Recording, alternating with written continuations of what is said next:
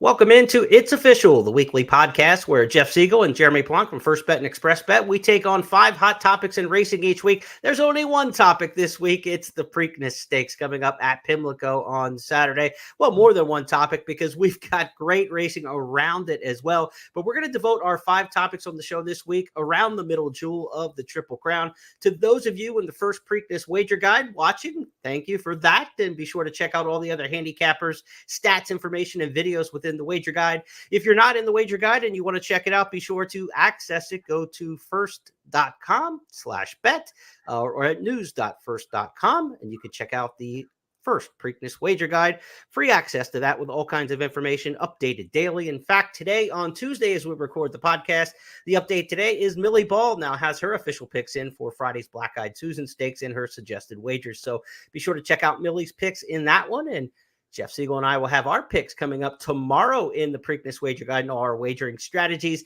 Eddie Olczyk will join us on Thursday in the Wager Guide for his final picks for Preakness number 149. Jeff Siegel, I've talked enough already. Let's get you into the program here, promotions aside and setting the table. Can't wait for this week for Preakness. Yeah, the card's out for Saturday, a great wagering card with the undercard stakes races as well. So it's going to be a fun day. Maybe a chance of rain. We'll talk about that a little bit later, but very little chance that Muth won't be the favorite based on his form. You could say that why wouldn't they bet on the Derby horse, the Derby winner, Mystic Dan? I'm sure that there will be plenty of backers there. But Muth handled Mystic Dan when they met head-to-head, toe-to-toe in the Arkansas Derby, and was very convincing then. Has done nothing but train unbelievably well since for Bob Baffert, who I believe will be seeking, what is it, his 9th Preakness win now? Yep. So whatever it is, Muth is going to have a lot going for him. And I do believe he is clearly, based on all the factors that go into handicapping, he's going to be really hard to beat. We are here in the second leg of the Triple Crown because 2 weeks ago at Churchill Downs, it was Mystic Dan pulling the upset. Let's set the stage for what we've got coming this weekend with a look back in Louisville. It is wide open. Catching Freedom's going to come through toward the inside. They're off the turn. Mystic Dan cut the corner and grabbed the lead right at the top of the stretch. Sierra Leone and Forever Young are shoulder to shoulder with a furlong to go, but they've got 2 lengths to make up on Mystic Dan, who's begging for the wire. Forever Young and Sierra Leone keep on coming. Sierra Leone, Forever Young, and Mystic Dan. A wild finish. Here's the wire. Photo finish. 3 noses on the wire. Mystic Dan, Sierra Leone, and Forever Young in an international thriller.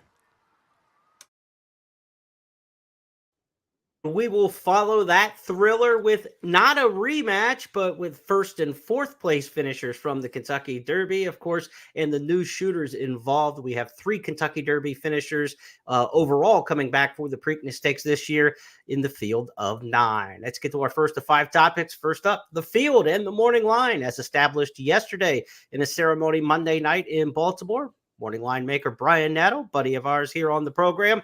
He is the morning line maker for the Maryland Jockey Club. You know him at Gulfstream Park as well as handicapper there.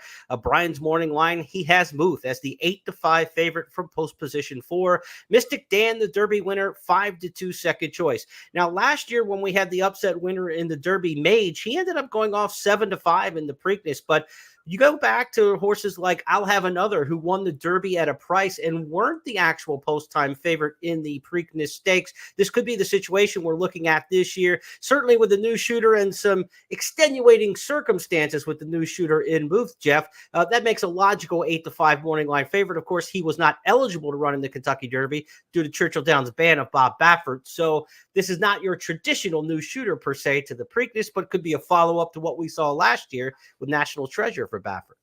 Might even be a blessing in disguise for Muth that he wasn't in the Derby, because now he's a fresh horse, didn't or wasn't subjected to a hard race and a quick turnaround, and I'm not sure at a mile and a quarter Muth would have been all that comfortable anyway. Although we know he's good enough to beat the Derby winner because he already did that. So I think if that weren't the case, if that win, that head-to-head matchup in the Arkansas Derby didn't exist, you might see a much closer situation with the odds. But it's hard to get past Muth. You know, you may think, well, Muth is good. He's not great. He may not have to be great to win this race, but he's Right. pretty good. I know that. And Yeah. he also has a very favorable situation with the race flow. So I'd love to be able to rip apart the morning line. I can't find any fault with it. So No. congratulations to Brian or congratulations to me for agreeing with him. Either way you want to put it, I'm not sure, but it looks like a very solid, fair line, and I'm not sure there's anything out of line there. Yeah, look, you've got third choices in here at 6-1 with Imagination and Catching Freedom. The name recognition of Catching Freedom through the Triple Crown and Brad Cox, that might be worth another point maybe on the board, and maybe he goes a bit lower. But Imagination's Frankie Dettori, and maybe he goes a bit lower. And you also have the whole possibility that Muth goes shorter than 8-5 in this particular spot, which then boosts everyone's prices up there. And you look at the top end long shots in this race, and you say, look, there's nobody over 20-1. Last year, every horse in the 7-horse field was in single digits. And in the last 3 years of the Preakness Stakes, there has been one horse over 20-1 odds in the last 3 years. This is part of the effect we see after long shot winners in the Kentucky Derby. Everybody covers all their bases when it comes to the win pool and the Preakness. Remember, win pool odds are based on a lot of casual players. These are people who jump in and just bet in the win pool. And we saw that tremendous win pool in the Kentucky Derby this year. The real growth in the race is the win pool wagering, it seems. And the effect of a long shot winner like Mystic Dan winning the Kentucky Derby, that boomerang effect to the Preakness Stakes will be, there will not be a lot of top end long shots. So even though you think maybe Mugatu and Uncle Heavy are big time prices, and maybe in your mind you're saying these horses are 100-1 to win this race, they're not going to be 100-1 on the tote board the way the public has bet the Preakness in recent years, and as they usually do after a long shot winner in the Derby, Jeff. Yeah, no, I mean, I always marvel at the prices of some of these no chances that I think should be 100-1 that are like 17-1 or something. I think, come on. You want to bet on that horse? See me first. How about that? Right. But I'm not so sure that Muth is going to go much slow. Maybe he will because of the Baffert factor and the win. But I don't know. I mean, I think he's good. I don't think he's great. I mean, I wouldn't take even money on him or anything like that. I think he'll probably win due to the circumstance. But I'm intrigued by the exactas and trifectas here as well. I think there may be some value in the wagering going that route.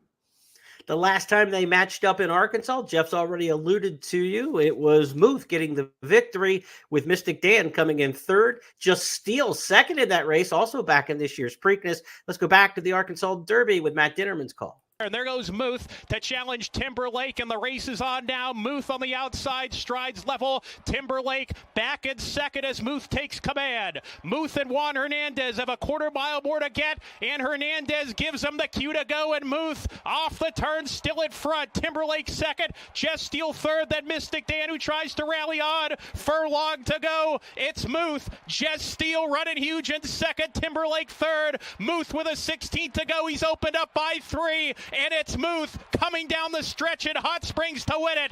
Muth, the son of Good Magic, wins the Arkansas Derby. Jess Steele second, Mystic Dan third, Timberlake flattens out to fourth. Matt mentioned the son of Good Magic in that call. Good Magic last year in the Preakness Stakes, all he had was second place finisher Blazing Sevens and third place finisher Mage.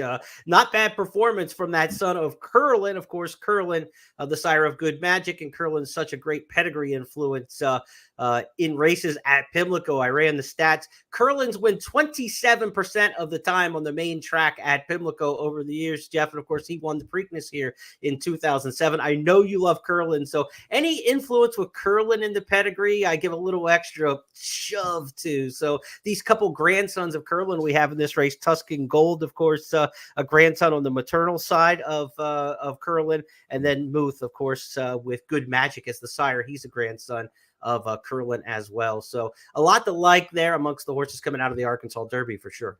No question. Curlin's pretty good other places too, by the way. Yes, but I can tell you this, when you came up with that stat at Pimlico, that was amazing.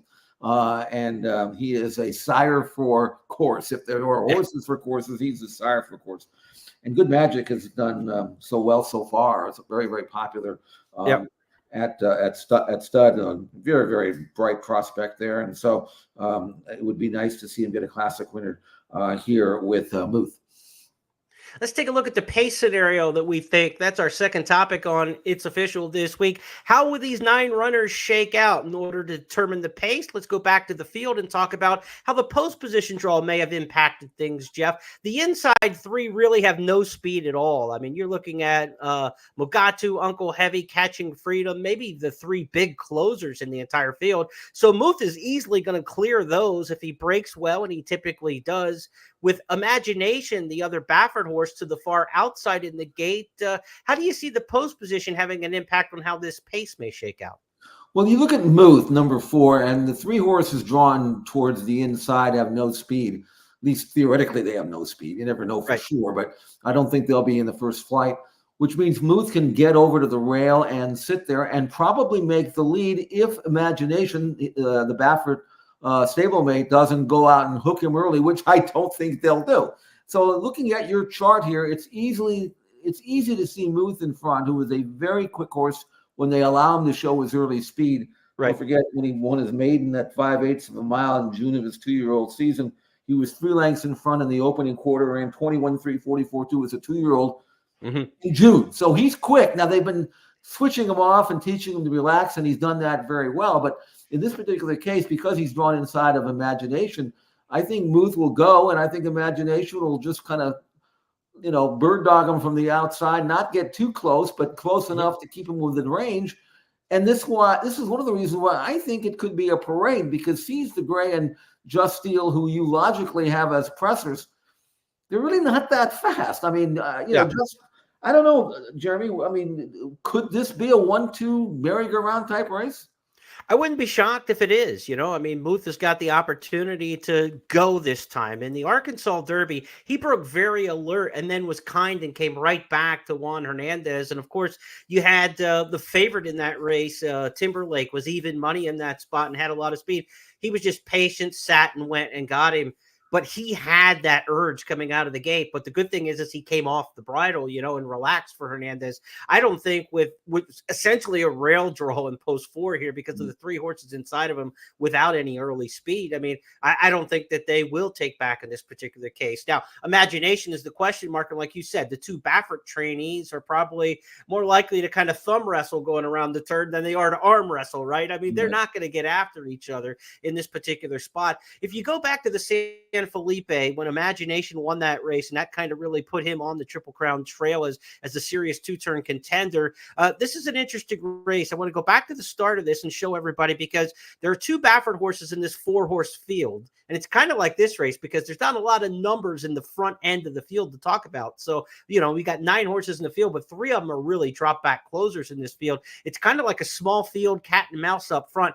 Baffert had Wind Me Up in post 2, and the outside post draw in this race was Imagination. And as we roll the tape here and let you take the look at the first part of this race, you're going to see Imagination on the outside. Once the inside horse Wind Me Up goes and is being asked by his rider, Imagination they're casual, Jeff. They're not going to go up and engage, and they're going to take that first over trip. And so this looks a lot like what we could see in the Preakness Stakes, with the more inner drawn horse Muth going to the front, and then Imagination trying to sit just off of him to the outside.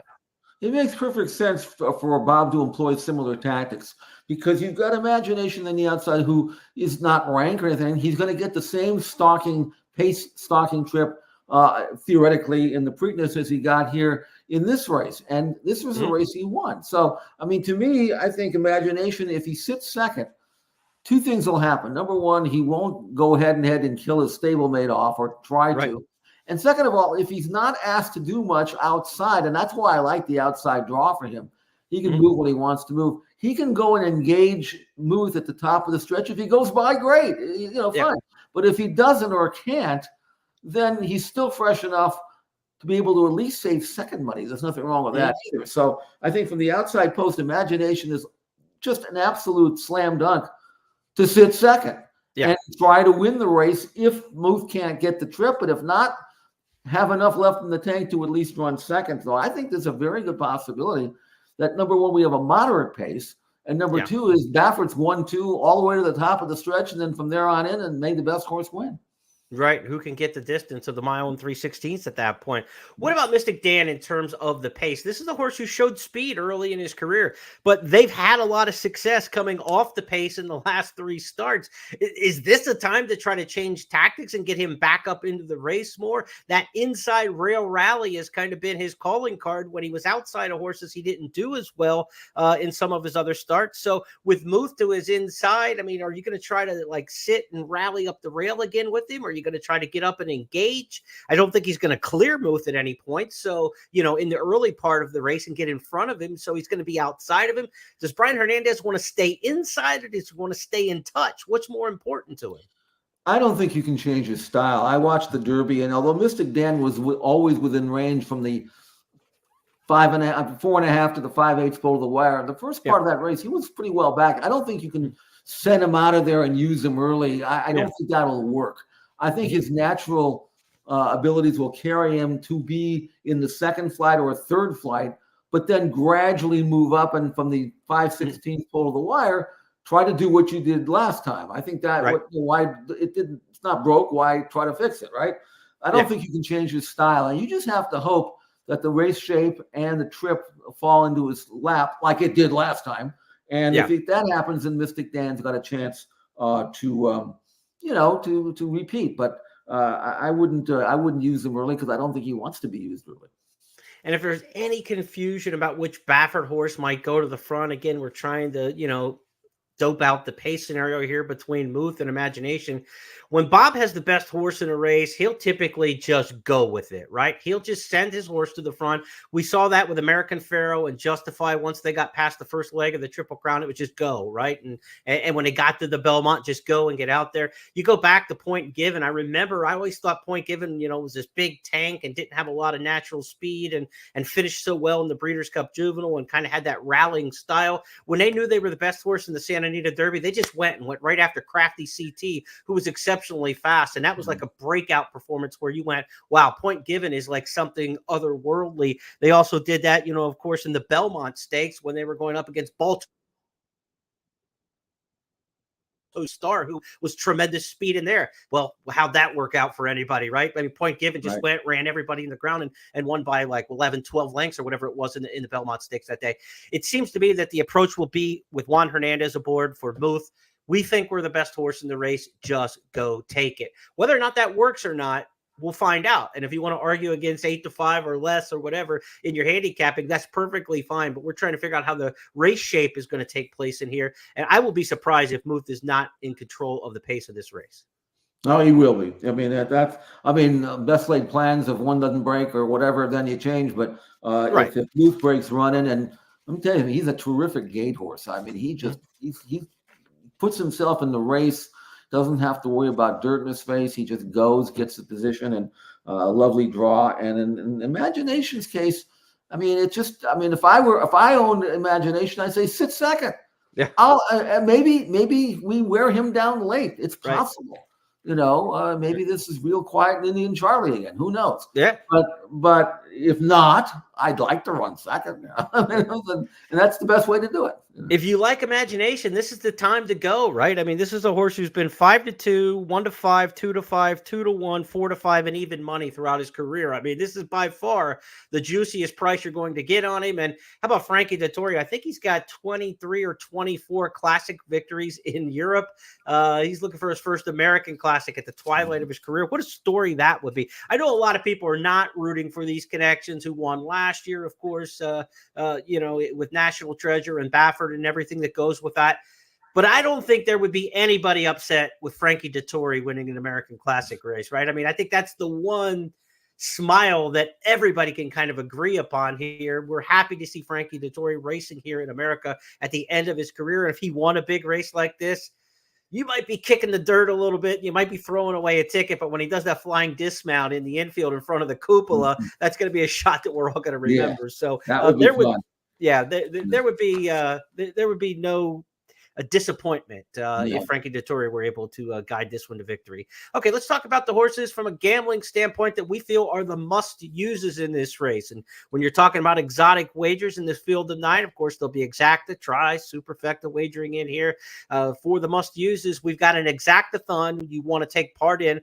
$50,000 in additional money is on the line at First Bet and Express Bet over Friday and Saturday. $25,000 exactathon each day. $25,000 up for grabs on Friday. Same $25,000 up for grabs on Saturday. If you hit exactas in 6 or more races on this 14 race card, so it's not even half the card. It's not easy to hit 6 exactas, $2 minimums here. But if you do, you're going to split $20,000 with only other players on the platforms who had 6 or more exacta wins. Anybody who hits the most exactas will split $5,000 overall over the course of the 14 races each and every day. So bet the exactas, play the exactathon. Be sure to do so with Express Bet and First Bet. And Jeff and I are going to try to help you out here with the horses that we think are the must-uses in this category. Obviously, Jeff, let's start off the top. We both agree Muth is going to be in our exotic plays for sure, right?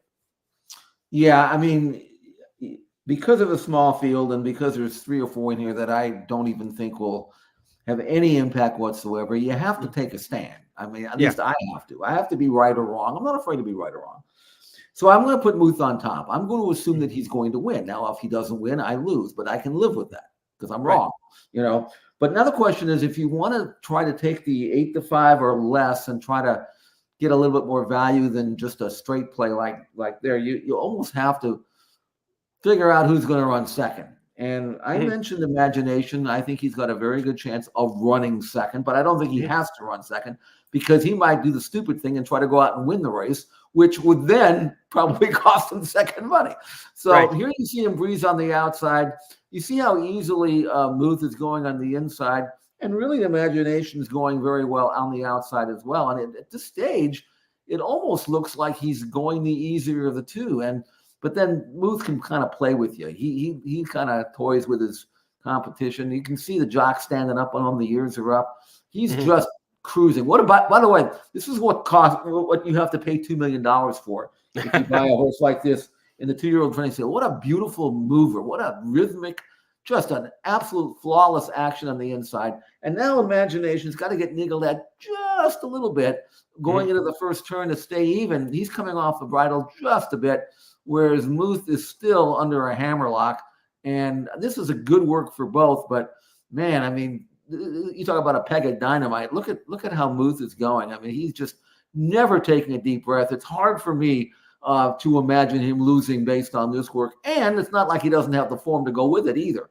So I'm going to try to be right on the top with Muth and then try to figure out whether Imagination can hang on for second. And if not, then who might be the one that picks up the pieces? Now, Jeremy, you have always been a little bit more bullish than Tuscan Gold than me. So give me the sales pitch. Well, I loved him in his debut race at 2. He got in all kinds of trouble in a race against Sierra Leone, his stablemate for Chad Brown. He was best that day, and he ended up running 4th with a ton of trouble. And I couldn't wait to see him get back to the races. And when he made his second career start at Gulfstream Park earlier this year, January 31st, he did it just like I was hoping he would. Skipped the lines on the lead in this particular spot. That's a Todd Pletcher trainee who's a brother to Arrogate. This is a very well-bred, well-meant horse. And Tuscan Gold in this 1 1/8 race coming off the layoff just gets to his outside and goes right on by him here, and he's going to finish up nicely. He came back and ran 3rd in the Louisiana Derby out of that start with a wide trip. I was a little bit disappointed with the Louisiana Derby, but what I liked about it was coming out of that race, Chad had his horses lined up, right? He had Sierra Leone for the Kentucky Derby. He immediately said pretty much right after the Louisiana Derby that this is my Preakness horse. So Tuscan Gold with just 3 career starts, he comes into the Preakness intended for this spot, just like we had talked about with the Baffert horses, of course. They knew they weren't going Kentucky Derby, so they had this date marked for a while. He's coming up to the race. I think Tuscan Gold's one of those horses that I'm going to use as a must-use underneath, and I might even get a little saucy and get some top-end action on him as well, because I think he's got a chance to upset this race. If the flow of the race doesn't go Muth's way, as we anticipate it probably will, if it doesn't, I like Tuscan Gold as the first man up, as you say, to maybe pull the upset in this particular spot. I think he'll be finishing well. We go back to that pace scenario. He'll probably be in the 3rd flight with Mystic Dan behind the Lucas horses who are pressing and behind, obviously, the 2 Bafferts in the front. But they're going to get first run on the horses from the back of the pack, Jeff. What about Catching Freedom as we talk about our must-uses in here? Catching Freedom got into Baltimore last night at 2 a.m. He came out to the track this morning. Here's some live video video from him this morning, not live, but this was live when they shot it. This is today's video, I'm trying to tell you, from this morning, as he just basically woke up from a nap and they took him out the train in the morning, again, arriving at 2 a.m. We get to see him. He just ponies a mile here, Jeff. He doesn't do anything more, doesn't get away from the pony and jog or gallop today. But Catching Freedom has trained well enough that Brad Cox is going to wheel him back on 2 weeks rest and come back from his 4th place finish in the Kentucky Derby. He's the X factor to me in this race that I really don't have a great feel on how he's going to run. He ran good, not great in the Kentucky Derby, but you can't really argue with a 4th place finish in the field of 20. I just thought he had every chance Mystic Dan did, and he didn't accelerate quite as well as Mystic Dan did. But he's won at 1 mile and 3/16. He won the Louisiana Derby over that trip. What do you make of Catching Freedom? What are you seeing here from a horse who had a hard race in the Derby? I wasn't that crazy about him going into the Derby. He actually ran a little bit better than I thought he would, because it wasn't really that high on the Louisiana Derby itself, which is why I wasn't all that high on Tuscan Gold. Although you look at his form, the Beyer numbers, he's gone from 65 to 84 to 95, all of that in just a 3-race career. So he's made a lot of improvement, a lot of advancement in a short period of time. And who's to say, with the time off now since late March, that he won't produce another forward move? So if I had to choose between the two, even though Catching Freedom beat Tuscan Gold in the Louisiana Derby, I probably would go with Tuscan Gold. I don't like the quick turnaround for Catching Freedom. I think Tuscan Gold's got a little bit more tactical speed. I think he'll be in the second flight where he needs to be. I didn't think his Louisiana Derby race, although he did finish 3rd, was maybe quite as good as the line would show, only because while he did lose ground, he was in the clear, never had a straw on his path, moved when he wanted to move, had dead aim. It was still a good race, don't get me wrong, especially for a horse who only ran twice. So there's upside there. And the Medalla d'Oro out of a Cumberland mare, that's nothing but getting better with racing and age and maturity and experience. So he's much, much more likely to have room for improvement than some of the others. I would say, based on the price, I would probably put him in the 2-hole behind Booth. Again, if I'm wrong about Booth and he gets beat, then I'm wrong. I accept it. I lose and go on to the next race. But I definitely think Tuscan Gold can run second. Let's put it that way. And if that's the case, then maybe, Booth over Tuscan Gold at 8-1 on the morning line makes it worthwhile. Let's talk Mystic Dan amongst the must-uses. Do we feel that you must use the Kentucky Derby winner in this particular spot? Of course, he was a dominant winner of the Southwest. We'll talk about that in a bit, if weather has anything to do with things on Saturday. But on a fast track, is Mystic Dan a must-use for you? No, because first choice over second choice, do I need that? I mean, if I don't use Mystic Dan and Muth beats him and Mystic Dan runs second, am I going to, fret about it for the rest of my life? I don't think so. And I don't know if Mystic Dan's going to come back in 2 weeks after laying his body down in the Derby and winning all out life and death. He does not have a history. In fact, never has won 2 in a row. So maybe he won't go backwards a little bit. Now, again, I would be kind of foolish to completely throw him out if it does have a rain on Saturday and we catch an off track that we know that he's supposed to like. But in terms of a gambling situation, I don't need a Muth over Mystic Dan exact. I just don't need it. And if it comes that way, I'll get over it.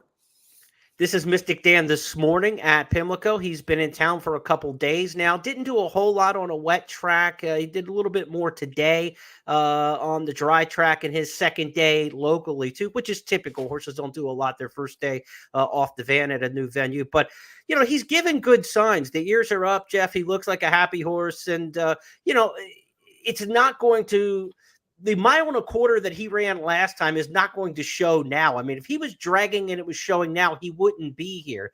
It's going to show after a mile of the Preakness, right? And does he have anything left the final 3/16 or so of the Preakness stakes?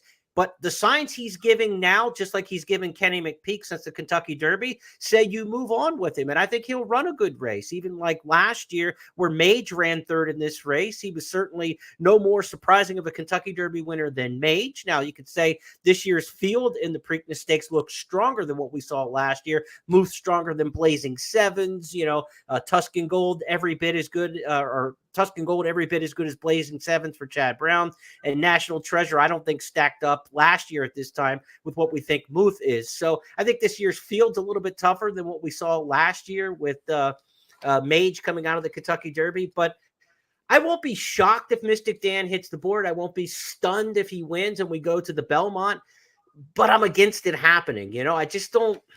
At a shorter price, obviously. I mean, you had to take, you're going from a $30, $40 type mutual horse to $7 horse here in the Preakness Stakes. That's, price is all part of it. And if he's going to run back to some of those other bounces that he's had, then he may not hit the board in this particular spot. Because if you look, the 2 races in his career where he got beat the largest margins, 8 lengths in an allowance race at Churchill in November and 6 1/4 lengths in the Arkansas Derby, both came off of his big, tremendous victories prior to that. So his biggest efforts have come with his worst efforts following them up. We talked about this with Fierceness, and I was too dumb to listen to the talk that Fierceness was going to bounce coming off of the Florida Derby into the Kentucky Derby. I don't know if he bounced, and we could relitigate the pick of Fierceness for months, but I'm not confident in Mystic Dan. So when you say must use, I don't put him in the must uses. I don't think you must use Mystic Dan in this year's Preakness. No, not at the price. So he also got a great trip in the Derby. That's no guarantee he's going to get a similar trip. And yeah, I went back and watched the Arkansas Derby to try to find a reason why he didn't run better that day as opposed to his next race. And he was a little farther back, maybe they wanted him to be, but other than that, he just kind of ran around the track. I don't know. So, whereas Tuscan Gold, I think both of us believe that we have not seen the best of Tuscan Gold. Mm-hmm. And if he steps forward, then he's got a good chance to complete the exacta. And again, if you're going to key the favorite on top, you don't want to go too deep, because then all of a sudden you're diluting your win, your successful payoff if you happen to win it. You just can't be afraid to take a stand. So for me, it's Muth over Imagination and Tuscan Gold, and that might even be a good try for me as well. And that's the way I look at it. If Mystic Dan, gets in there somewhere, so be it. We talked about it, but we'll be happy if Frankie Dettori wins. Yeah. And we'll be happy if Mystic Dan wins and we go to Belmont with a potential Triple Crown, Belmont at Saratoga this year. And for all involved, that will be a great result for this year's Preakness. May not be great for our bottom lines and our finances and our account balances, but in grand terms of the racing industry, it's always better when there's a Triple Crown on the line at the end of the series. Yeah. Now, let's talk about the one thing we don't want to talk about on these shows, but it's a topic and we know that it comes up. The weather does not look great for this weekend in Baltimore. There's a 60% chance of rain on Saturday, high temperature of 68 degrees. It's going to rain Tuesday and Wednesday this week, Tuesday evening into Wednesday, according to the weather forecast. So if we come up with an off-track Jeff Siegel, how does that change things up for the Preakness? We talked about on a fast track, Mystic Dan is not a must-use, but if it's wet, you get those exaggerator kind of feelings with him, right? The winner of the Preakness back in 2016 when he turned the tables on Nyquist. You could certainly see Mystic Dan on a wet track relishing the going if that's what we get on Saturday. Well, he has one race on an off track, and it was a freaky performance. He earned a triple-digit career top 101 Beyer number when Mystic Dan won the Southwest, and he did all of his best work in the final furlong. He just skimmed over it like a mud freak. And I was a little bit hesitant to expect that he would come back and do that again on fast ground, which he did not do in the Arkansas Derby, but then he did it in the Kentucky Derby on fast ground. So he may just be a decent sort of colt, but I mean, when you run that well in the Southwest and put 6 lengths in front of everybody else, then you have to conclude that you like it off track. And I think based on that, my evaluation of Mystic Dan's chances go up considerably if, in fact, it's really wet. Now, if it's just drying out close to fast, probably not. But if it's really sloppy or muddy, Mystic Dan is going to take some beating for sure. Now, Muth has never been on an off track, but he's by Good Magic, a son of Curlin, and out of Mare by Uncle Mo. There shouldn't be any issue whatsoever with him handling off track, especially when you consider how good of a fluid a mover that he is. He just floats over the ground, so I can't imagine him not handling it. The others, there are a few others in here that have good off-track form, but not against this level of competition. So, Right. I really think that if it does come up wet, the only thing that would change for me would be to try to have to, regardless of whether I want to or not, elevate Mystic Dan's chances. Right. I agree. And when we look at those past performance lines of the other horses, I don't think anybody else moves up tremendously on the off track except Mystic Dan. And so, yeah. And look, the thing I always tell people when you're handicapping for a wet track, whether it's Keeneland, whether it's, the Preakness or any track that you're playing, is the three things I think you want on an off track are past experience.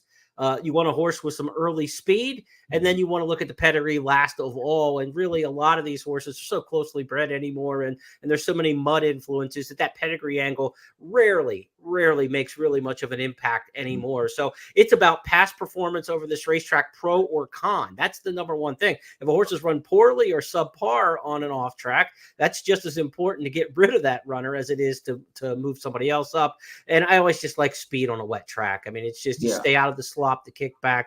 You take a lot of the variables out of there, and horses just seem to skip over it and go on a really sloppy going. If you get a deep, heavy, tiring out racetrack, then the closers have their chance with stamina becoming the main player. But on a sloppy type of racetrack, you want that speed out there, and I would think that would accentuate the two Bafferts and then Mystic Dan, and now you've got a real chalk fest going for Preakness 149 on a wet track. This looks like it's an $8.60 exacta. So we don't want the rain for business purposes. We don't want it for quality of competition purposes, and we don't want it for gambling reasons either. This is not a case, I think, where you're doing a rain dance, unless you just want to bet Mystic Dan on the nose.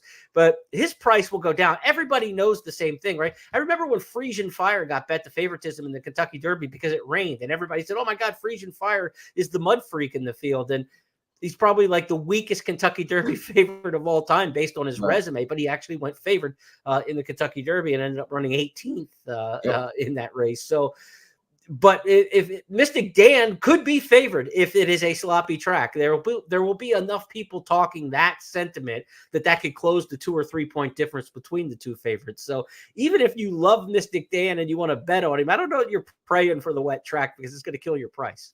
Exactly. I mean, everybody reads the same form, right? Right.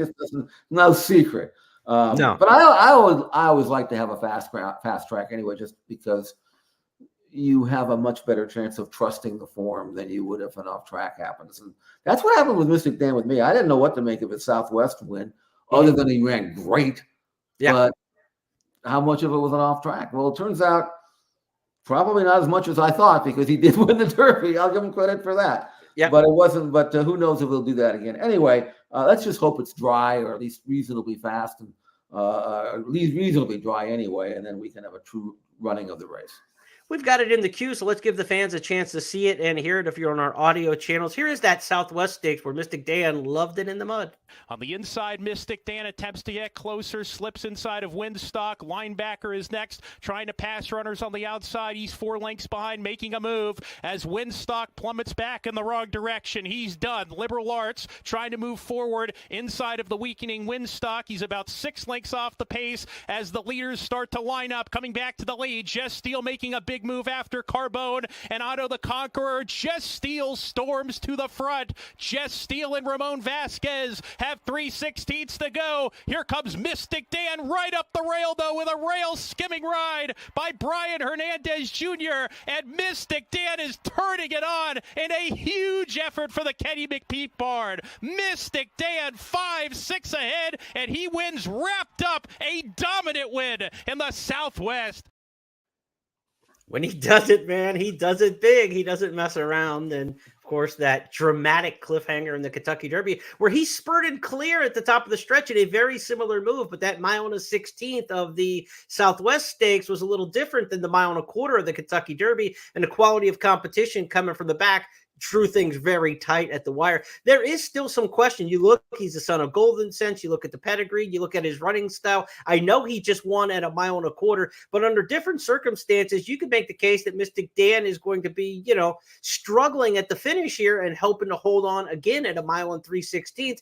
That could be the scenario. I mean, there's no guarantee that he's a classic. He's not like a Vino Rosso, a horse that you just know is going a mile and a quarter, mile and a half, and just as far as they want him to go.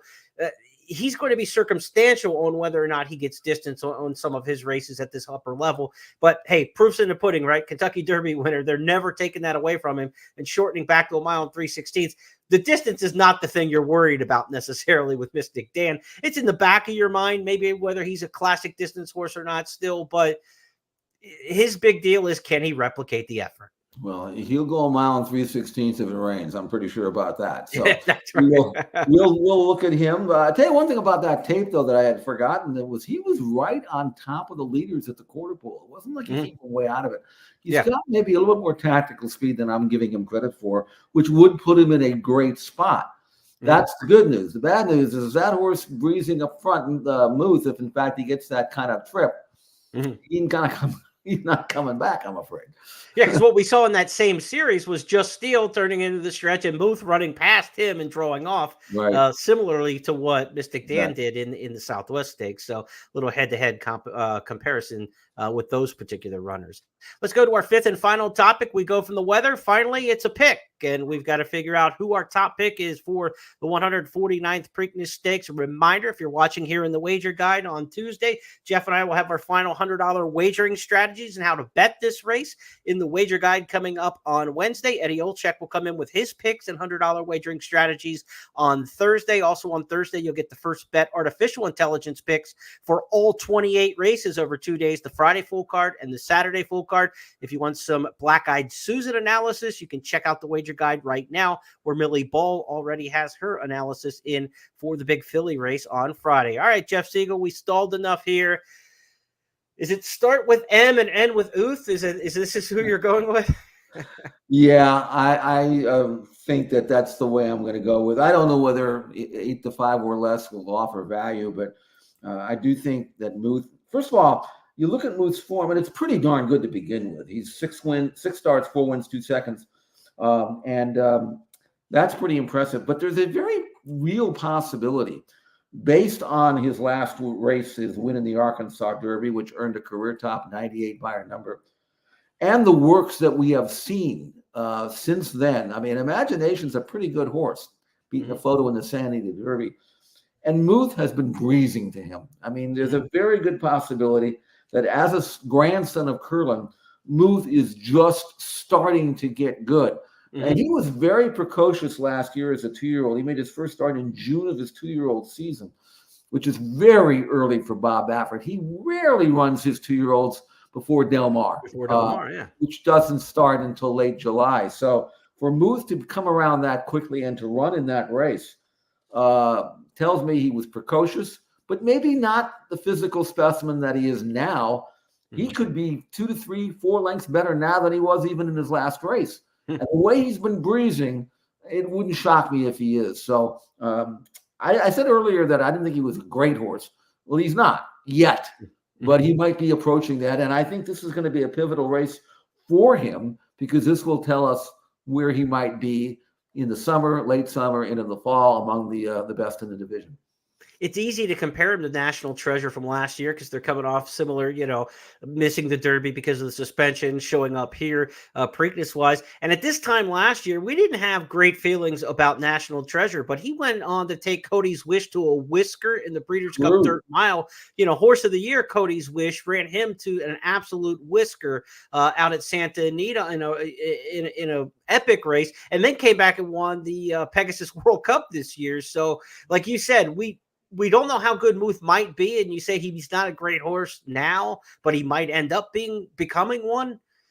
National Treasure is kind of a sign that these horses still have a lot of improvement that they can make between now and then. And, we've got this new Grand 3 the first Grand 3 series with the big bonus money involved. If a horse can win the Preakness and then come back to California and win the new California Crown in September and then win the Pegasus World Cup, it's kind of modeled a little bit about what we saw last year with the campaign of National Treasure. But if a horse can do that again, it's going to be worth a ton of money to do so in the new bonus series. So, interesting times for Preakness and beyond. And if you have a horse who's improving right now, think of a Tuscan Gold and horses like that who only have 3 career starts. If this Preakness is their coming out party, maybe they're not Triple Crown winners because they missed the first leg of the Triple Crown, but there is a lot of money ahead for these horses and a lot of prestigious races to go with it. Jeff's top pick in this year's Preakness is going to be Muth. If he happens to finish second or third, Jeff's going to get his money back up to $10 because when he bets with First Bet and Express Bet, our $10 money back special will be on select stakes races on Black-Eyed Susan Day Friday and Pimlico and Preakness Day Saturday at Pimlico. So check out the list with the promotions page at expressbet.com and on the First Bet app. First Bet app, go to the bottom right and click down at the bottom right, and you get a list of all the promotions there on the app and find out which races are involved in the money back special on Friday and Saturday. Again, if your win bet finishes second or third, you can get up to $10 back. And with that little safety net, that's where I might be leaning here with the way I'm going to go in the Preakness Stakes. Look, Muth is the most likely winner of this race, and I totally agree with Jeff. I think he's the horse to beat, and he's going to get the run of the race, I think, the way the pace goes. Usually when the best horse in the race gets the pace set up, they don't give up back that advantage. You guys have heard me say that 10 times in podcasts over the last year. Best horse gets the right setup, they don't give back the advantage. That makes Muth the most likely winner, and I think he's going to win the race. But I'm looking at the betting the Preakness Stakes different than I do the Kentucky Derby. Jeff, we talked on Derby betting, the Superfecta, 116,000 combinations, right, in the Superfecta in a 20-horse field. With this 9-horse field, we're down to 3,000 combinations, from 116,000 to 3,000. This isn't a Superfecta race. It's not a trifecta race. In the Derby, you had 6,800 different ways the tri could come in. Here, you've got 504. So we're not looking at tries. We're not looking at supers. You've got to focus in a field like this, I think, to get your best value in exactas and straight bets. We talked about the exacta play Muth over Tuscan Gold. That makes a lot of sense. And I think it's worth the shot to go to the horse that you think is the best horse at the best price. And I think that might be Tuscan Gold in this race. I think we're going to get every bit of 6, 7, 8 to 1. I don't see him going any lower than that in the wagering. So if I can get that kind of price, Chad Brown trying to win the Preakness for the third time in since 2017. He had a second place finish last year with Blazing Sevens in a tough beat. Horse who's been guided to this race. Give me that money back special if I finish second or third and Tuscan Gold gets there. But I'm going to probably have a lot of exactas, Muth over Tuscan Gold, and I'm going to get some money, win money for sure on Tuscan Gold. I think those are the two most likely winners of this race. Muth by far the most likely winner, in terms of percentage chances, 40, 50% chance to win the race, maybe kind of, about 6 to 5 odds, 40% chance, something like that to win this race. But then I think Tuscan Gold is the best of the others with a chance to upset him and at a right price to do so. So I'll take my shot there. Kind of two different ways of playing the race. An exacta with those two. And then, of course, on the win end, I think Tuscan Gold stands a real chance to win this thing. Well, I tell you this, I look at the Express Bet wagering guide for the Preakness, and we had our consensus of picks from all the Express Bet members. And if they're right, then Muth is going to be like 3 to 5. Right. Everybody picked him, and deservedly so. So you might get your 6, 8, 9, 10 to 1 on Tuscan Gold, and why not try him at that price? And if he can run second, you'll make money. I promise you. So yeah, it'd be a decent enough exacta, right? I mean, $35, $36 kind of exacta, something like that behind the favorite wouldn't be so bad. I wouldn't see for $2 in that particular spot. Again, you're attacking the Preakness different than you are the Kentucky Derby. The Kentucky Derby is a once a year betting opportunity because of the math, the number of horses in the race, the field size is everything, right? And the pool size is so huge, but the pool size in the Preakness is bigger than almost any other race you're going to bet this year too. They just don't have the field size to work out the combinations, right? Losing tickets, pay the winning tickets. Got to remind people that's the way it works in parimutuel. If you're new to horse racing, and we're glad you're joining our podcast, but the losing tickets pay the winning tickets. And when there's 9 in the field versus 20, there's just going to be a lot less losing combinations to pay the winners. And that's how you get the bigger payoffs on Derby Day than you would say in the Preakness Stakes. We're not looking for a big bomber in the Preakness. There's only been a couple horses in history win this race at 20 to 1 or more. And again, as we mentioned, in the last 3 years, there's only been one horse on the tote board total who was over 20 to 1 odds. So you're looking for intermediate strikes when you're betting the Sure. Preakness. A nice $36 exacta, a nice $14 winner, $18 winner. If you could pull something like that out, daily double, multi-race bets, pick threes, pick fours, going to the horse that you like in the Preakness, that's the way you want to attack it from a gambling standpoint coming into this Saturday. Well, I hope it's going to be a great race. It'll set up the things nicely. Whoever wins it for the Belmont Stakes at Saratoga 3 weeks down the road. But I would like to see Muth win, or I'd like to see anybody win. Specifically, if not Muth, then certainly Mystic Dan, as you pointed out, that would make for a terrific Belmont and give racing some excellent coverage there. And I think Mystic Dan, not without a chance for sure. But still, a great card. Can't wait to dive in and start handicapping. The PPs are out for Saturday. I will start hitting that today. And it's always fun when you have big days like this with great undercards and a classic race to enjoy. I would like to see the weather cooperate, but regardless, looking forward to Saturday at Pimlico. Yeah, historic Pimlico, its days are dwindling until it's going to be demolished and rebuilt and a new sparkling Pimlico. But the old Grand Dam is going to have the nation's attention on it again this Saturday for the 149th running of the Preakness Stakes. Jeff and I will be back on Thursday this week for our First Call podcast. Typically, we do that every Friday for weekend stakes races. So if you want to follow us throughout the course of the racing year, that's on Fridays, our First Call podcast where we handicap weekend stakes races. But since Black-Eyed Susan Day is such a big day on Friday, we want to get a head start on Thursday, handicap some of those Friday races for you, and then give you an early look at early bird wagering for the Preakness Stakes, of course, will be open on Friday as well. Some of the races that we will look at on our Friday podcast include the Pimlico Special, just a tradition-rich race that goes back to the 1930s, Seabiscuit and all, Pimlico Special back to the 1800s, the opening of Pimlico Racecourse itself. We've got horses in there like King's Barnes, winner of the Louisiana Derby a couple years ago. Red Route One's made more than $1 million. Jeff and I will give you our picks for this race coming up on Friday. We'll also handicap the Black-Eyed Susan Stakes for you. That's the Phillies version of the and that's not the right field for the Black-Eyed Susan. I don't know where those horses came from, but Timberlake is not in the Black-Eyed Susan. We're going to get that out of there. And the Dinner Party Stakes we will handicap. That race is these 12 turf horses. $500,000 Dinner Party Stakes is the race before the Preakness Stakes. So, Jeff, we went 51 minutes without any major mistakes, and then I threw up a graphic. I'm not sure where it came from, but we'll get that fixed up for you. Black-Eyed Susan Stakes, though, should be a good one. Be sure to check out Millie Ball's analysis of that race.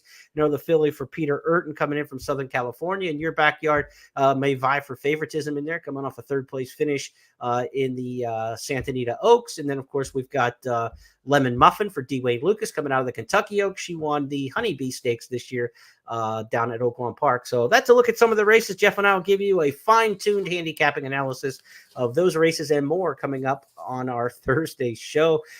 So, Jeff, we got a lot of work to do, man. 28 races. Tell the fans where they can find your work over the next few days. Oh, always at Express Bet. We'll have Santa Anita for those who want to play on the West Coast. We'll have best plays, prime plays for you, and certainly our analysis of the Derby and the Black-Eyed Susan. So it's all at expressbet.com, free as always for members of ExpressBet. All right. So on behalf of everybody with First and to our family that's traveling down there to host the race this week, good luck to everybody. Safe travels. Great luck to the fans out there playing the Preakness Stakes. And on behalf of my partner, Jeff Siegel, I'm Jeremy Plonk. We'll talk to you Thursday. Hi-ho, Pimlico. Enjoy this year's Preakness.